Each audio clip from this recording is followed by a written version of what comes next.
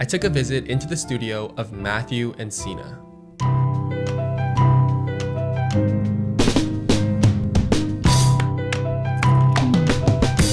Matthew is a successful creative director, designer, and educator. I've watched his work from the sidelines for many years, and I've always been fascinated at his attention to detail and his work ethic. Welcome to my channel. My name is Edward Lee. I'm a filmmaker and content creator based in Seattle. For a while now, I've been very interested in aesthetic workspaces because I truly believe that the environment that you work in has a direct impact on the quality of your work. So when Matthew invited me to come check out his workspace, I naturally had a few questions. What was his approach in building out his studio? How has he reached this point of success? And what advice would he give to someone looking to level up as a creative? So in this video, I traveled to LA to take a look inside the mind and studio of Matthew Encina.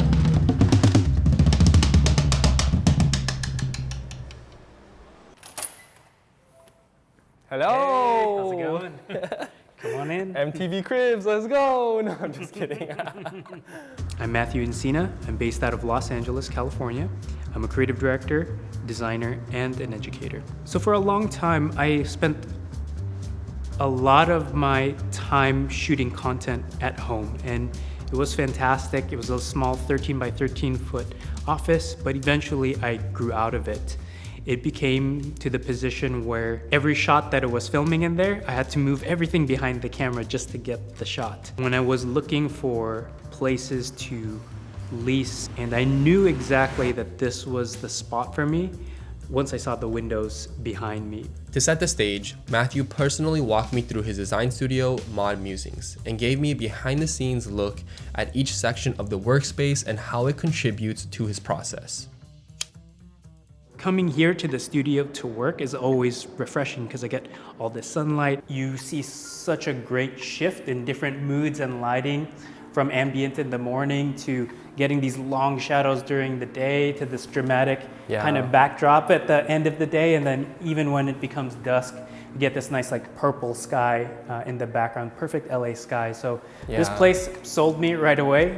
Nothing beats natural sunlight. I do feel like this is the main attraction of the studio, the main kind of highlight area that I see the most, I think, like online. Yeah. First is my main desk.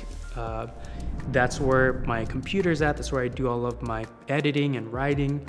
And that's kind of like the primary place that I do all of my digital work. And then to the left of that is a secondary desk where I build mechanical keyboards and assemble things like my cameras and stuff like that. I think for me, just having as much real estate surface to work on, it would be ideal. So putting two different desks with two different purposes, naturally having two different materials feels like they're sectioned off.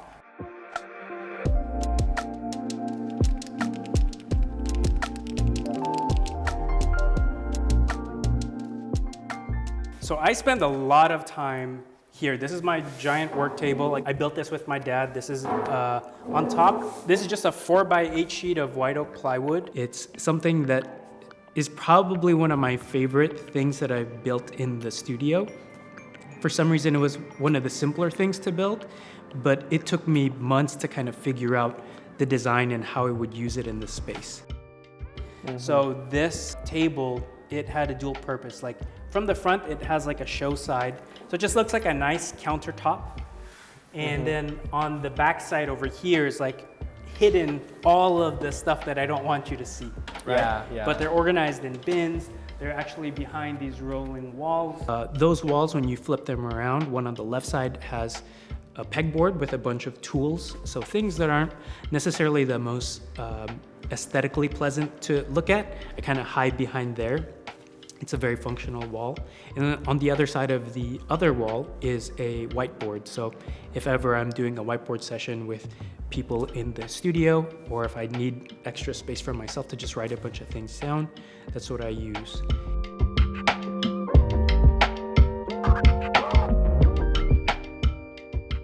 So as you progress further in the studio, you see the center. So you'll see this giant Monstera plant there.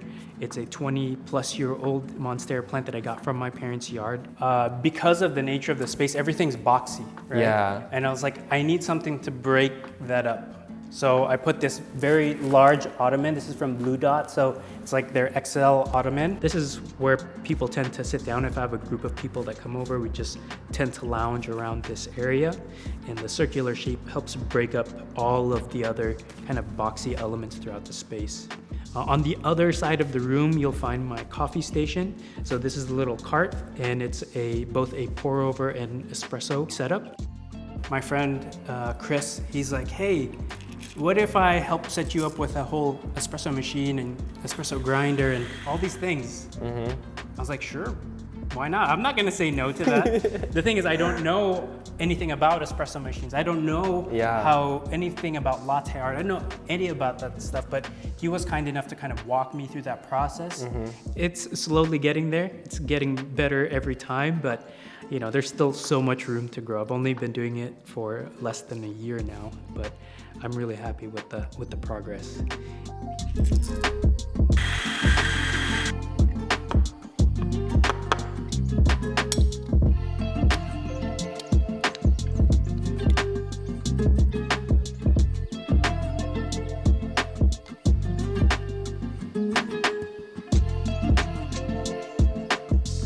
When I was touring the studio, at this point I was already thinking, how does one even start to think about tackling a design project like this or setting up their environment? What things should you keep in mind when you're trying to set up a creative but functional workspace? I think when I first started designing spaces was in my home office, and it's a small space. It's 13 by 13 foot. So I really had to get a lot out of it, and I heavily considered multi-purpose functions for the things that were in there. I think that same thought process carried through when I moved into this space, which is much bigger. This is just shy of 700 square feet. But I thought about modularity, and I thought about multi-use aspects of the space. So I designed a custom fitted cabinet system that just covers this whole wall that works for storing a lot of things. So luckily the faces look pretty decent, and I have deep storage over here, so all of my camera gears and a bunch of boxes there. This is extremely shallow. So then I put just a backing right here. Charging bay. Yeah, it's a little charging bay. So another pegboard, have a bunch of batteries, cables. So this is a push-out drawer on wheels. It never got fully realized to how I imagined it, but it makes for really good storage. That is really cool. It's huge in here. So it was one of those things where it's I ended up not using it in the original fashion that I wanted to. So now I just have a bin under here to, again, more light stands, more oversized things. And then this inside is just 2x4s. And then there's a little magnetic push here. It's a little finicky, it's not perfect. So if you'll notice, everything in the studio, most of the big furniture is on wheels. That's because I know that nothing is forever, and the longer I work in here, the more things change. I truly believe that Matthew is an outlier in the creative space. I haven't really met anyone as organized, detail-oriented, or driven by design as much as he is. But I wanted to figure out, what steps did he take to get here? And how could someone achieve similar results, especially if they feel behind?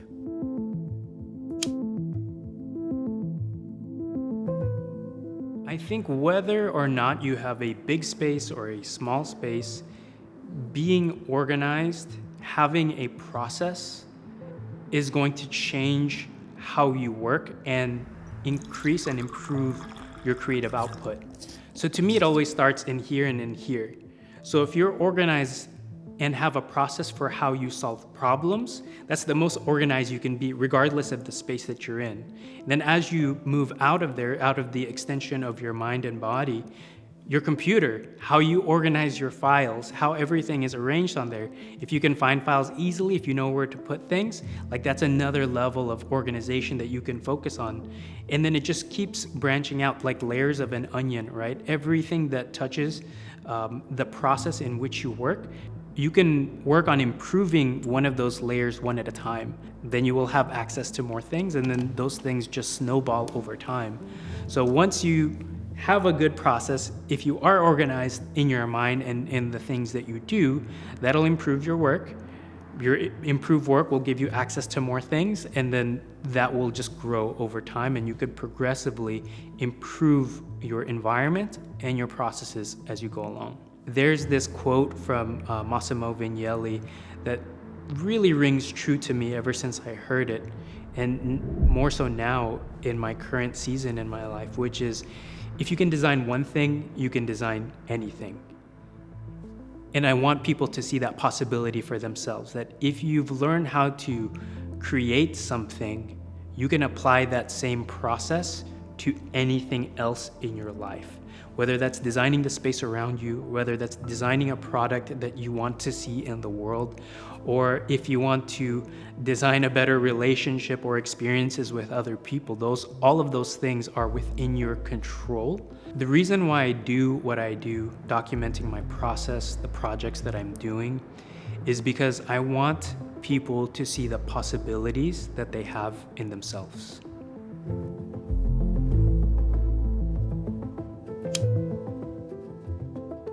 So lately, for the past couple of years, I've gotten obsessed with the custom mechanical keyboard hobby, and I've become an enthusiast in this space. So much so that my interest and passion in that has overlapped with my interest in turning Mod Musings into a full-fledged design studio. So these two things, along with my amateur woodworking for all the projects I've done, has culminated into a very interesting project, which is the Encore keyboard.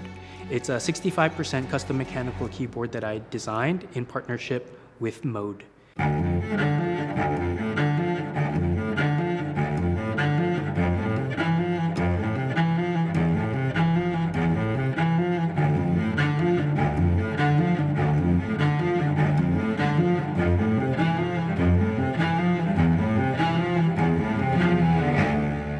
So you can see my passions and inspirations and how they folded into this keyboard that I've designed, which has a split top of wood and CNC aluminum. And it's just the keyboard that I would want on my desk. And so I'm slowly looking at the different objects on my desk and thinking, what would my version of that be? If I could redesign that, what would that look like? Taking inspiration from all the objects and tools and accessories that I already love, and then putting that through the filter of what would Matthew Encina and Mod Musings do on that. And I think my keyboard is a good take on that. And oftentimes as creatives, we feel insecure when we're starting something new because we see this giant gap in front of us of where we are and where we want to be. And sometimes when you're starting something new, the output is just not there, especially when you see great examples that are inspiring to you. And it's in those moments, I think it's important to remind yourself that you're still learning, that you're still early, and that you will get there eventually, but you have to put in the steps. And it's okay if you're at this level right now. Every time you take a step, every time you put a piece of work out there, stop and reflect and think, okay, what was good about this? What can I do better? And what will I change next time? And then apply that to the next project. And just keep taking steps forward. And then pretty soon, 1,000 steps later, 1,000 projects later, you can look back and see how much you've learned along the way now that you're at a point that you didn't even know you were going to get to.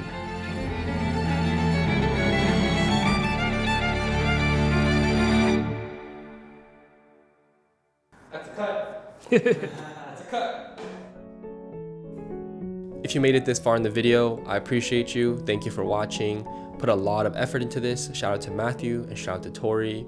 If you like this format, let me know in the comment section below. and let's figure out who we should feature next and visit their workspace.